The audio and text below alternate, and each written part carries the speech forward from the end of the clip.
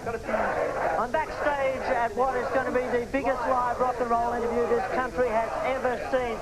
Later tonight, I'm going to be interviewing former Deep Purple lead singer, rock legend, rock lord, the voice of Whitesnake himself, David Coverdale. A huge crowd has turned up.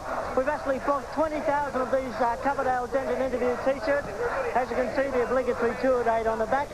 Right now, the support interview is on. Amanda Keller's interviewing adult stud from Rancid Pope. But as you can imagine, the crowd are a bit boisterous because they're really here to see just one man, David Coverdale. Richard Wilkins, mate, how you going? Andrew, good to see you, mate. Exciting, isn't it? I saw David interviewed once in the States. He just found some of the verbs he used. He's hot, isn't he? Mate, I think the support interview is winding up, so you better do your stuff. Thanks, Rich. Good luck. Ladies and gentlemen, what about a big hand for our special guest interview tonight, Amanda Keller, an adult stud from Rancid Pope. All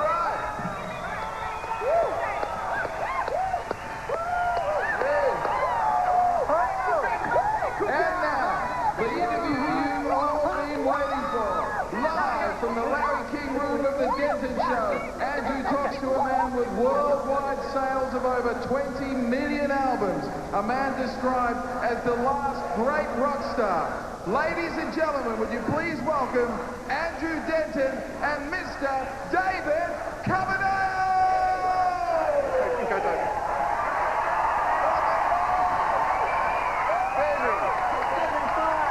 Give me 10. Let's go. Let's do it.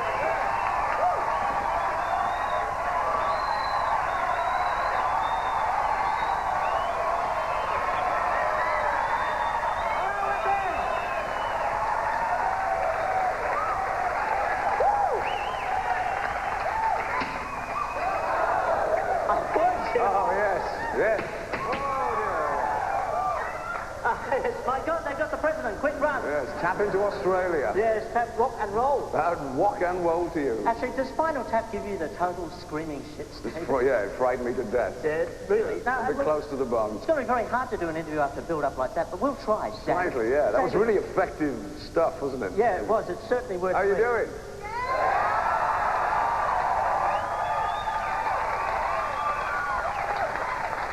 All right, we're going to start now with a little question I call the early roots question. David, actually rock and roll, heavy rock, never seems to die. I mean, they throw rap at it, they throw disco at it, they throw grunge at it, but it never dies. Why? It's good therapy, good release for people. You know, nice sweaty music. Yeah, and sex too. Sex is the big And you guys aren't exactly the quietest crowd in the world, are you? No, we're not. A bit of rock and roll for Australia ain't too shabby. Yeah.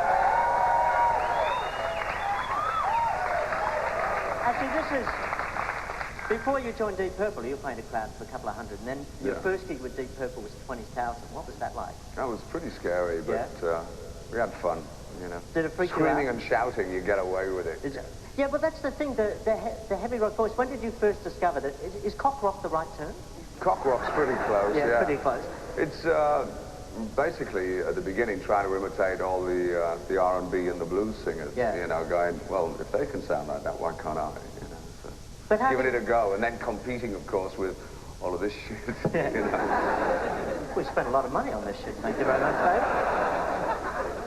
When did you first discover you could hit those notes? When a vicar tried to bribe me with 5 shillings to sing in the choir. That was before, of course, it was bastardized with scotch and cigarettes. Fires?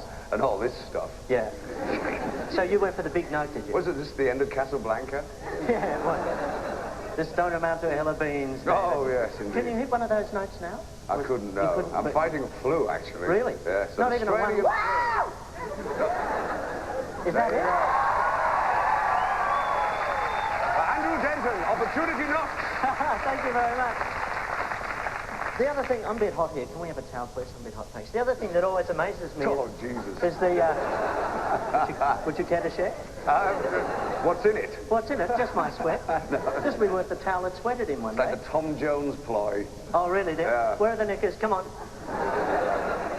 The microphone technique, do you actually practice I used to use one of these boom stands years ago, swinging it around and stuff. Actually, when I was here first, 20 years ago. Oh, my God. I was doing a signing at a place called the Cobra Club tonight. And really nice. Yes, a couple of old Cobras in tonight. And this girl was there signing and to Estelle, and she said, oh, welcome back to Australia. And I went, oh, it's great. She said, oh, my dad was at your show. Well, we've never had... Splendid stuff. We've never had a heavy rocker hit 60 yet. The world has never seen a 60-year-old heavy rocker. The Stones are getting up there. Yeah, they're getting damn close. What are you going to do when you're 60? Oh, I don't know. I didn't think I'd be doing this past 30. God knows. I don't know. I think it's the songs. I don't think it's anything to do with fashion or whatever. As long as I'm writing tunes that people enjoy, I think they'll turn out. But can you keep that performance level up? Because I don't know about the physical side, you know. There's bits and pieces that go in now and again. Which bits? The odd bits. The odd bits? Yeah. What are the odd bits in your book, David? The uneven bits. The uneven bits? Yes. You used to say that Whitesnake in the mid-80s were a bit like corporate rock. You were a bit disappointed with how it was going. Well, it turned in that, yeah. It got a bit rock? roller coaster ride. It was like a roller coaster. It was hard to get off. It was every day. Business was going bizarre. It was incredibly successful. And you're thinking, Jesus, you know, we must be doing something right. But it wasn't necessarily musically right. You know, it was just but I a don't particular understand time. the corporate rock. The MTV thing scored at the same time, mass audience in the States, which was really the last place for me to conquer. The States saved me about 3 to 5 years road work, you know, touring across the vastness of it. Just doing MTV and things Doing like a couple of videos. So when you get into the corporate rock mode, is that like bland out? Is that what you felt it was for you? Well, at the end of it, yeah, when I had time to take stock and go, this isn't the reason I got into it. The reason I got into it very simply was to express myself. That was it. Yeah. You know. And the women. And the women. And the women, yeah. So this is why it's called cock rock. That's a cucumber stuff, isn't it? It's a did you ever resort No, I didn't. to rock on enhancement? No, Never? visible aids. No visible aids at all? No. What about a bad hair day for David Coverdale? Do you this morning coming from Brisbane. No, I saw the front page with that Ansett Airlines. You know, yes, that's a bit unfortunate. Nose dive. That's the worst coke habit I've ever seen on that plane. I know. It was like big lines down there. Yeah, it was terrible. So, but your hair would move. I mean, no, it didn't this morning. No, really? All the other bits did. That didn't. It just stayed there. That's very sad to hear. So, David, why did you choose Whitesnake as a name? Because, you know, there's... Cock rock. Is that what it means? Whitesnake is a euphemism for... Mammary gland. Yes. That's it. Sorry, it's a euphemism for... What the hell is up there? The LA Lakers, you know. It's a euphemism for... Nice to meet you. I'll get this question out eventually. It's a euphemism for penis? Easy for you to say. It is. But you could, I mean, there are other names, right? There's Pale Nazarene, there's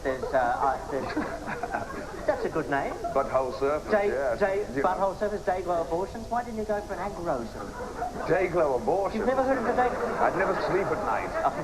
But why Whitesnake? It was a song I wrote when I was with Deep Purple, and fortunately we didn't record it, and I did a solo album called David Coverdale's Whitesnake.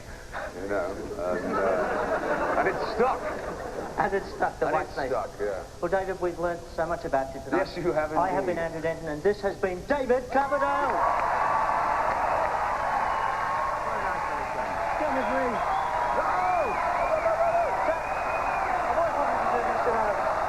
It fucking suits you, isn't it? Yeah. Fantastic, you guys. What do you reckon, David? An encore? A pleasure. An encore. We'll do the tour, David. Come on.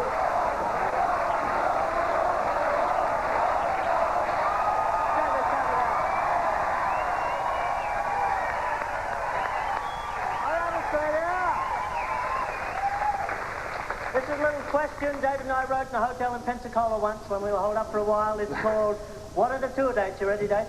Yeah. 2, 3, 4 dates. What are the tour dates? Tomorrow night we play the good town of Sydney, and then we're in Melbourne, and then we're in Adelaide, and then I'm off to Fiji. God bless your hearts, and thank you for your hospitality. David Coverdale!